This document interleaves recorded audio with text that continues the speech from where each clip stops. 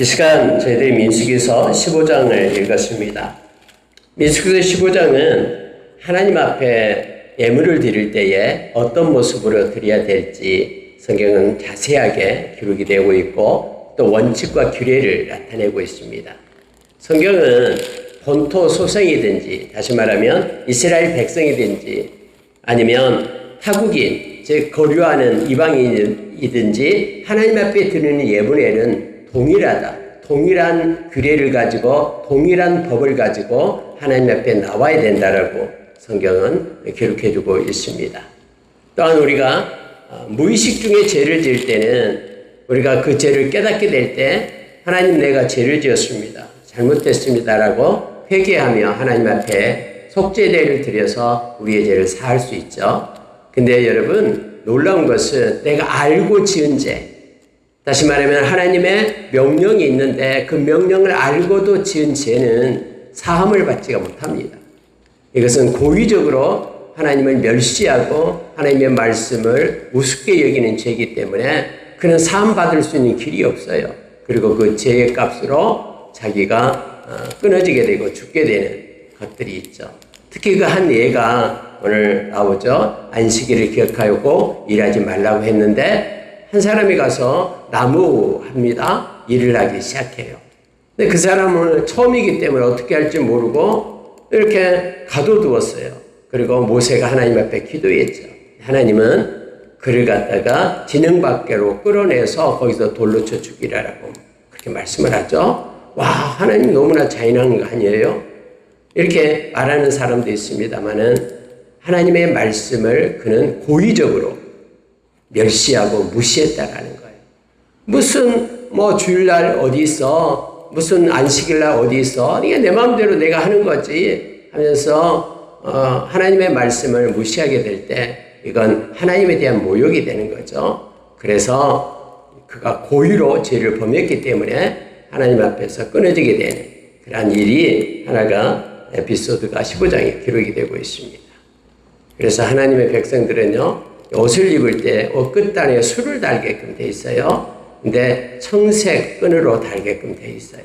그런 내용으로 술을 달게끔 되어 있는 그런 내용이 기록되어 있습니다. 그래서 여러분 우리가 15장을 묵상하면은요 우리가 하나님 앞에 예배 드릴 때 어떤 모습으로 또 예물을 드릴 때나 또 우리가 하나님의 영광을 위하여 살아갈 때 어떤 모습으로 살아야 될 것인가 하나님이 원하신 것이 무엇인가가 무엇인지를 마음에 새길 수가 있게 됩니다.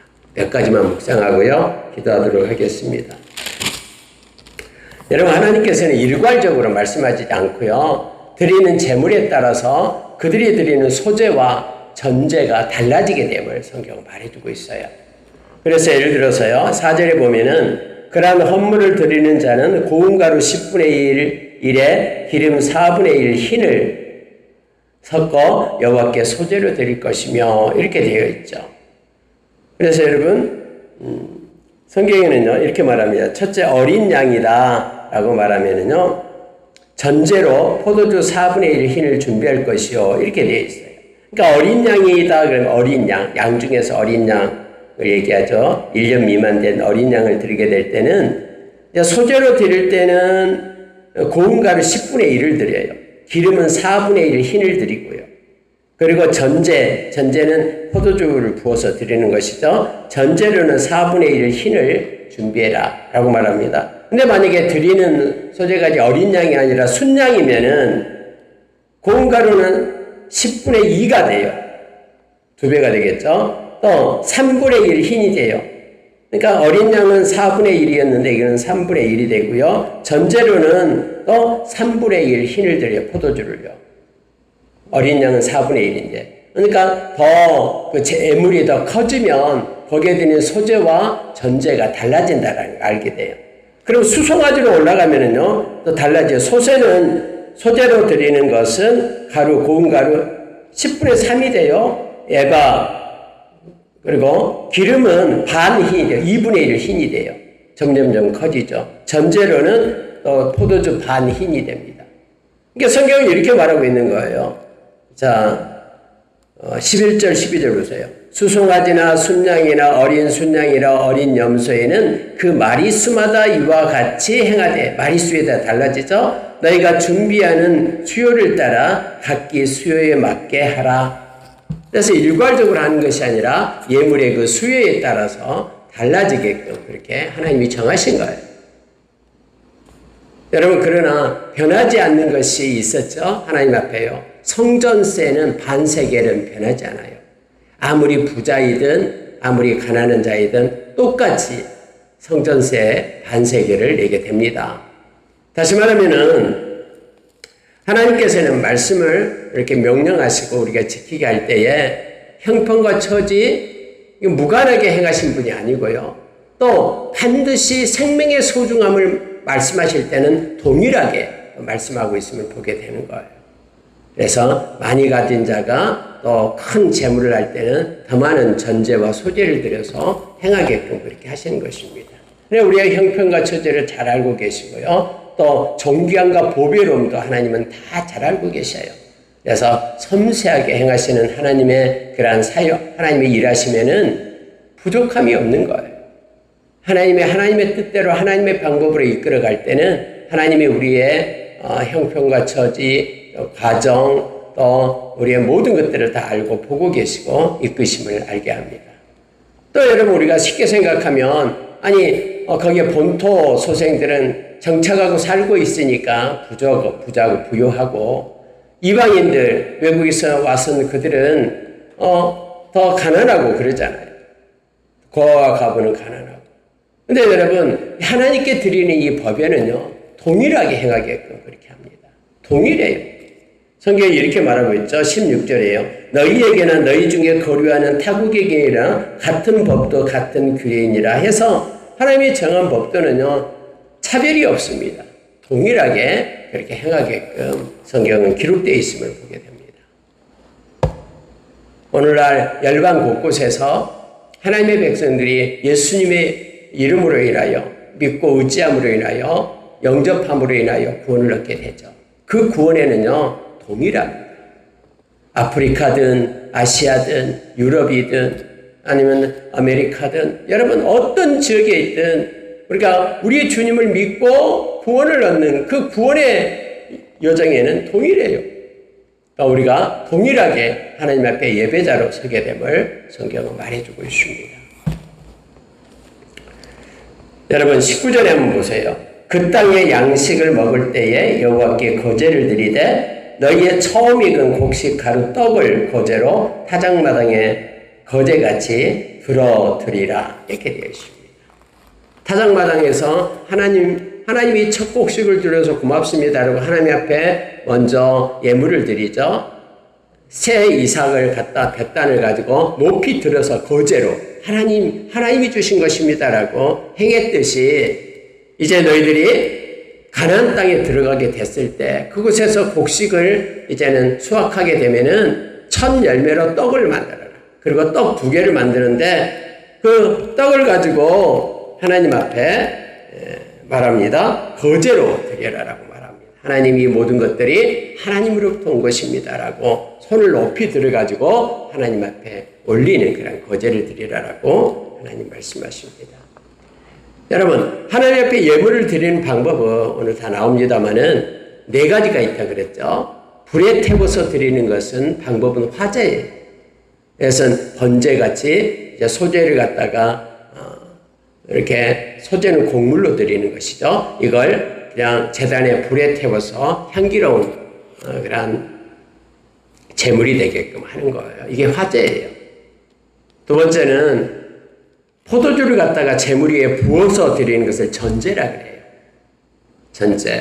바울 사도가 내가 이제 예물의 전제가 되었다라고 말하죠. 이제 내가 떠날 때가 되었다라고 말했던 것처럼요. 이게 전제예요. 포도주를 부어서 또는 독한 술을 부어서 포도주나 독주를 부어서 드리는 것이 전제입니다. 그리고 요제는 흔들어요. 앞으로 쑥 내밀었다가 자기 앞으로 쑥 갖다 드려요. 이게 요제예요, 요제. 우리가 여러분 제사장 위임식 할 때 제사장들을 갖다가 하나님 앞으로 이렇게 쭉 내밀었잖아요. 내일도 마찬가지고요. 하나님의 것입니다. 그리고 이렇게 어떤 재물도 마찬가지입니다. 요제로 하나님이 주신 것입니다. 하나님께 드립니다. 그리고 그걸 다시 앞으로 당기죠. 하나님이 내게 주셨습니다. 이렇게 하는 게 요제예요. 그 다음에 거제가 있죠. 거제는 높이 들어서 하나님께 영광을 돌리는 것이 거제죠. 그래서 네 가지 종류의 그러한 방법으로 하나님께 드리는 것이 화제, 전제, 요제, 거제가 있고요. 그럼 소제는 뭐냐 그러면은 소제는 곡물로 드리는 민하에서 곡물로 드리는 그러한 제사예요. 제사는 5가지가 있다 그랬죠. 번제, 태워서 드리는 거. 번제는 다 태워야 돼요. 재단에서요. 소제, 곡물로 드리는 거. 그 다음에 속제제, 죄를 속하기 위하여. 속건제, 하나님의 성물에 그러한 해를 입혔거나 속물을 잘못되게 다뤘을 때 속건제. 그 다음에 자의적으로 드리는 화목제가 있죠. 화목제는 내가 하고 싶어서 마음이 동해서 하나님 앞에 영광을 돌리는 거죠. 물론 화목제에도 여러 가지가 3가지가 있었죠. 서원제가 있었고 낙헌제가 있었고 감사제 뭐 이런 내용들이 있습니다. 근데 드리는 방법은 4가지가 있는데 오늘 쭉 다 나오고 있어요. 근데 하나님은 다 정해놨어요. 어떤 방법으로 드려라. 불에 태워서 드리고 아니면 전제로 기름을 부어서 드리고 아니면은 흔들어서 드리고 아니면은 높이 들어서 드리라. 이건 자기 마음대로 정한 게 아니에요. 하나님께서 하나님의 방법대로 정해놓은 거예요. 아니 왜 이렇게 높이 팔이 아픈데 높이 들어서 드릴까? 에이 나는 그냥 흔들어서 드리자 하면 안 돼요. 그러니까 자기 이성과 자기 생각이 다를지라도 하나님이 정한 방법에 따라서 우리는 정확하게 드려야 돼요. 그래야지만이 하나님을 우리가 경외하는 마음을 갖게 되는 거예요. 그러나 하나님이 정한 게 아니고 내 마음대로 안식일에 일하지 말아 했는데 에이 그게 무슨 소용이 있어. 일을 해야지만이 더 많이 먹겠지 하면서 가서 안식일에서 일을 하면은 오늘 그것 때문에 하나님의 말씀을 무시하고 멸시했다. 믿지 않았다. 해서 돌을 쳐 죽음을 당하는 그런 모습이 있죠. 물론 오늘날은 그렇지 않아요. 오늘날의 이 모든 것들의 재물을 예수님께서 대신해 주셨거든요. 그래서 우리가 구약을 읽을 때마다 예수님에게 십자가의 은혜, 보혈의 그런 능력이 얼마나 존귀하고 보배로운지 우리가 깨닫게 되는 거예요. 자, 여러분. 성경은 부지 중에 범하는 거하고 고의로 범하는 거에 대해서 명확하게 구분을 해요. 여러분 우리가 잘 아는 레위들이 살 곳이 48개 성을 다음에 하나님이 말씀해 주죠. 그리고 여러분 우리가 잘 아는 6개의 도피성을 또 하나님께서 말씀해 줘요. 근데 그 도피성에 피할 수 있는 사람은 고의적으로 죄를 지은 사람은 피할 수 없어요. 그 죄값을 자기가 받고 죽어야 돼요. 그러나 무의식 중에 그런 부지 중에 죄를 지은 사람들은 막 돌을 하나를 던졌는데 옆에 지나가는 사람이 맞아가지고 죽은 거예요. 그러면 죽일 의도도 없는데 고의적이 아니잖아요. 그럴 사람들 어디로 가냐면은 도피성으로 들어가는 거예요. 그래서 그 제사장이 죽을 때까지 그곳에 있게 되는 것이죠. 하나님께서는요, 이렇게 구분을 하셔요. 어떤 악한 의도를 가지고 뭔가 계획을 짜가지고 뭔가 행하는 것은 하나님이 너무 싫어하셔요. 그래서 그 사람은 이렇게 죄값을 구약에서는 사함을 받을 수가 없어요. 무의식 중에 그렇게 지은 죄에 대해서만 사함을 받게 됨을 알게 합니다. 자, 24절 보세요. 회중이 부지 중에 범죄하였거든 온 회중은 수송아지 한 마리를 여호와께 향기로운 화제로 드리고 규례대로 소제와 전제를 드리고 순염소 한 마리를 속죄대로 드릴 것이라.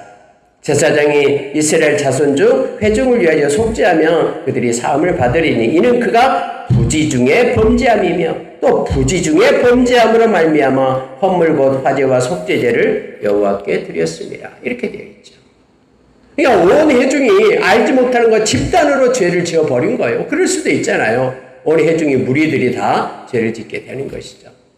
그러면 그때는 수송아지 한 마리를 이렇게 가지고 오죠. 다 이제 손을 얹고 안수를 하고요. 하나님 앞에 드려요. 그러면은 제사장이 그걸 받아서 하나님 앞에 속죄제로 드릴 때 모든 무리들의 죄가 사함을 받을 것이다. 이 단체적인 죄를 얘기합니다. 근데 여러분, 만약 한 사람이 부정의 범죄하여 27절이에요. 한 사람께 개인적인 범죄예요. 그러면은 암염소를 속죄제로 드릴 것이라고 말하고 있잖아요. 그래서 죄를 속하게 되는데 이것은 부지 중에 지은 죄예요. 자, 29절 보세요. 이것도 동일해요. 이스라엘 자손 중 본토 소생이든지 그들 중에 거류하는 타국인이든지 누구든 부지 중에 범죄한 자에 대한 법이 동일하거니와 그러나 본토이든지 타국인이든지 고의로 무엇을 범하면 누구나 여호와를 비방하는 자가 되고 그 백성 중에서 끊어질 것이라. 하나님은 분명하게 말합니다. 예수님께서 마가복음 7장 21절 22절에서 사람을 더럽히는 것은 마음에서 나오는 악한 생각이다. 손을 씻지 않고 떡을 먹었다고 해서 그것이 사람을 더럽히는 것이 아니라 마음속에서 나오는 악한 생각, 악의에서 나온 것이라고 12가지를 갖다 쭉 기록을 하고 있잖아요. 음란부터 시작해서 우매함까지 기록을 하고 있습니다. 마음의 악한 의도를 가지고 계획을 가지고 뭔가를 갖다 하나님을 거역하고 나쁜 짓을 하고 하는 것은요, 이걸 고범죄라고 하잖아요. 고의적으로 지은 죄다라는 거예요. 이 죄는 하나님을 무시하는 것이고 하나님을 멸시하는 것이다라고 성경은 말하고 있어요. 자, 그럼 말씀을 좀 더 보겠습니다. 보세요. 자, 여호와를 여기서는 비방하는 자니 30절에 이렇게 말합니다. 고의로 하나님의 말씀을 어기고 하나님을 반박하고 할 때는요, 일단 하나님께서는 여호와를 비방하는 거다. 비방하는 자다라고 말합니다. 또 31절에요. 그런 사람은 여호와의 말씀을 멸시하고 그의 명령을 파괴하였은즉 그의 죄악이 자기에게로 돌아가서 온전히 끊어지리라. 이렇게 돼요. 무섭죠? 네, 여러분, 오늘날 예수님의 보혈의 능력은 우리가 때로는 고의적으로 그렇게 하나님 앞에 죄를 지어도 진심으로 회개하고 보혈을 힘입고 나오면 신약에 와서는요, 이 모든 죄까지도 다 사함을 받을 수 있는 은혜를 입게 됩니다. 그래서 예수의 보혈의 능력은 너무너무나 큰 거예요. 구약에는 여러분, 고의적으로 지은 죄는요, 용서함을 못 받고 죽어야 돼요. 그래서 여기에 대한 구체적인 에피소드를 갖다 성경 기록해두고 있는 것이 32절 이하예요. 한 사람이 광야에 거루할 때에 안식일에 어떤 사람이 나무하는 것을 발견한 거예요. 그래서 사람들이 안식일인데 저 사람 이랬다라고 말하는 거예요. 그래서 그를 끌고 왔어요. 그래서 가두었다라고 말하잖아요. 자, 34절. 어떻게 처치하는지 지시하심을 받지 못한 그를 가두었더니 이렇게 돼 있어요. 가둬놓고 다른 데 보면은 모세가 하나님 앞에 기도를 하는 거죠. 하나님께서 모세에게 응답해 주는 거예요. 그런데 35절. 하나님이 그냥 용서해 줘라. 이게 아니에요. 처음 있는 일이기 때문에요. 하나님의 말씀의 지엄함을 가르쳐 주는 거예요. 고의적으로 말씀을 파괴하고 말씀을 듣지 않고 또 하나님을 비방하고 멸시해요. 만약에 여러분 하나님에게 용서해 줬다면요, 하나님의 말씀 하나도 지켜지지 않았을 거예요. 처음이에요. 우리가 여러분 사도행전 6장에 가면은 아나니아와 삽비라가 나오잖아요. 그가 봉사를 해요. 자기가 판 밭을 갖다가 거기서 돈을 반은 감추고 반은 가져가면서 거짓말을 하죠, 교회에. 아니, 반이나 하나님 앞에 헌금하면서 거짓말할 필요가 뭐 있어요? 이거 절반 가져왔습니다라고 하면 얼마나 좋겠어요. 근데 여러분 다 판 거다라고 거짓말을 해요. 그러니까는 베드로가 아나니아에게 네가 성령을 속였다라고 말하는 거예요. 거짓되게 꾸몄다라는 거예요. 살아계신 하나님 앞에서 너가 하나님을 무시했고 멸시했다라는 거예요. 그래서 그의 혼이 떠나가잖아요. 3시간 후에 자기 아내 삽비라가 와서 갈 때도 또 물어요, 베드로가. 그러니까 이게 땅을 판 거 전부 다 서로 짜고 거짓말을 한 거죠.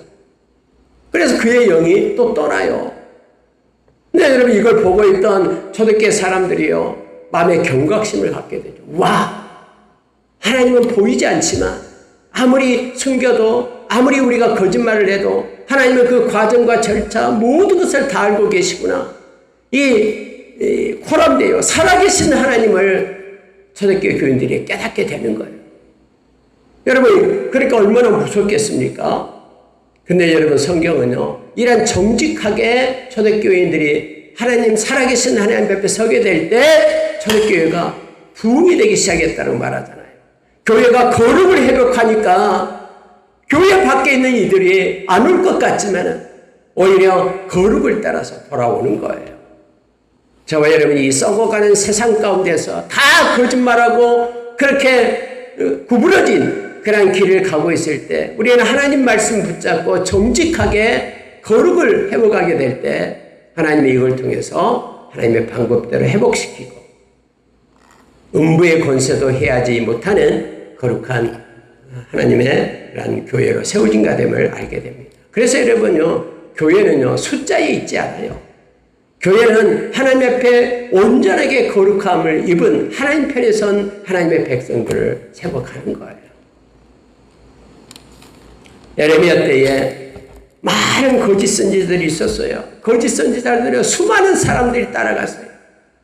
하나님의 말씀을 온전히 맺히고 있는 예레미야에게는 사람이 오지 않아요. 오히려 예레미야를 죽이자라고 말하잖아요.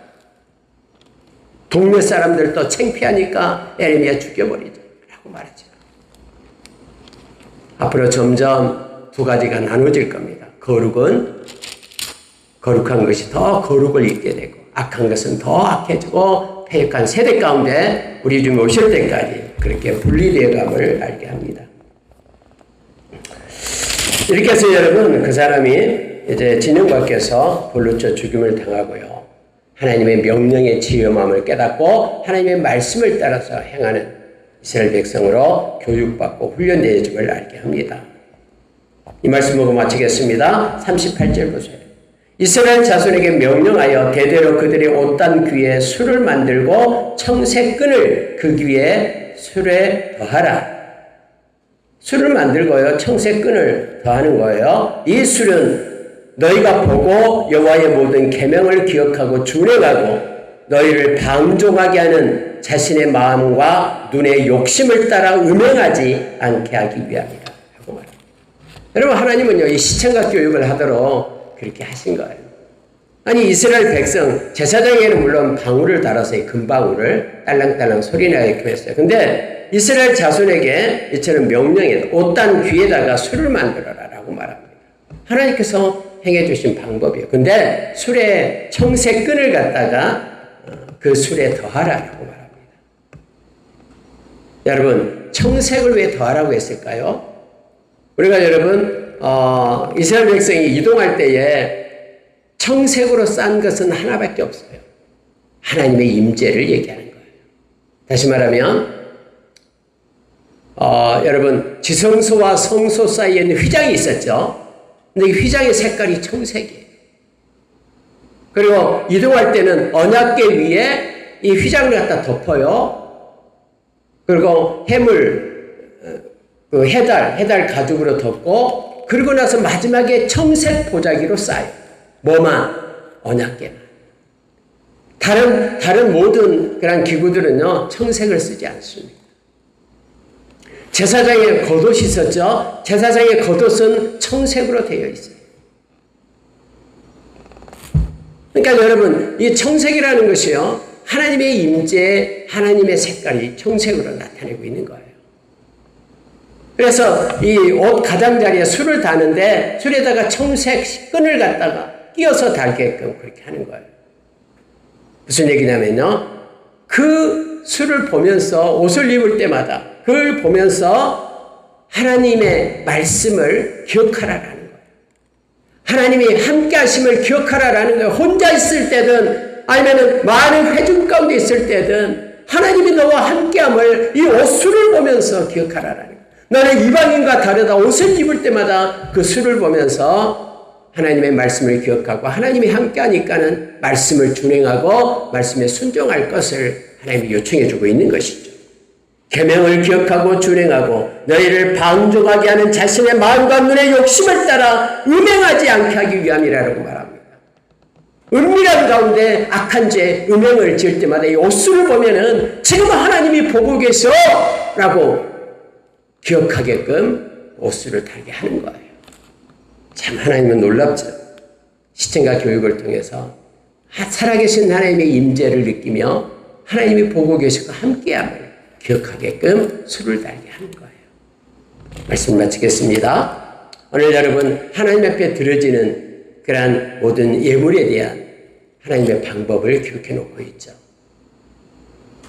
또 단체가 죄를 지었을 때, 혼자 죄를 지었을 때, 그리고 고의적으로 지었을 때, 아니면 부지 중에 지었을 때, 아니면 이방인이든 본토 소생이든 하나님은 정확하게 말씀하시고 동일한 것은 동일하게, 다르게 하는 것은 다르게, 또 예물을 드리는 방법도 4가지 가지고 다른 방법으로 전제로, 화제로, 또는 요제로, 거제로 하나님의 방법으로 하나님이 정하시고 섬세하게 인도하시는 하나님을 만나게 됩니다.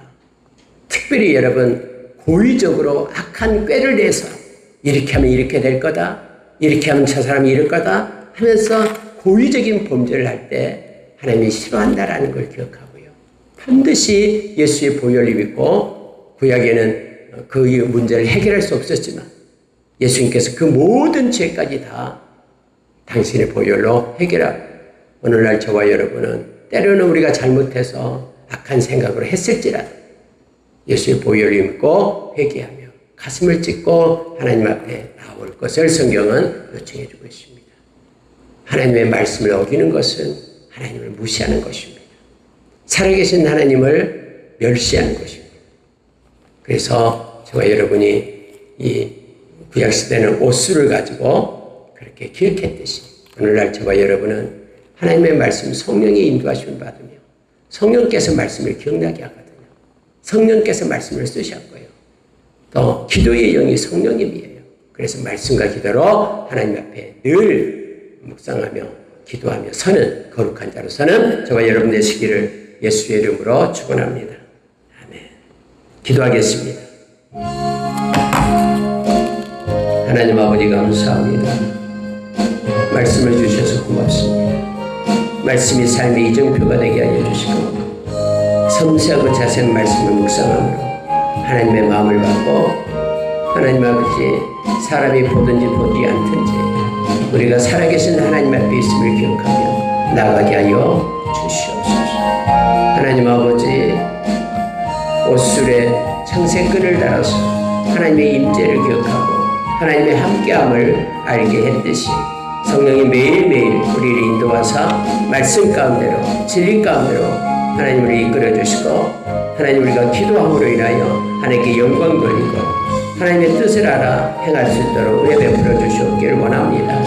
하나님 이 시간에 하나님 이곳에서 예배하는 이들 말씀과 기도로 거룩한 자로 하나님 앞에 세워지게 하여 주시고 하나님 예수의 보혈을 힘입고 깨끗함을 입어 주님과 동행하는 자들 다 되도록 역사해 주시옵소서. 하나님 아버지 원격으로 예배하는 이들에게도 동일한 복을 가르쳐 주시되 하나님의 은혜가 저들을 붙잡게 하여 주시고 저들의 삶이 하나님 앞에 구별된 거룩한 삶으로 하나님께 영광 돌리게 하여 주시옵소서. 주님께 감사드립니다. 예수님 이름으로 기도합니다. 아멘.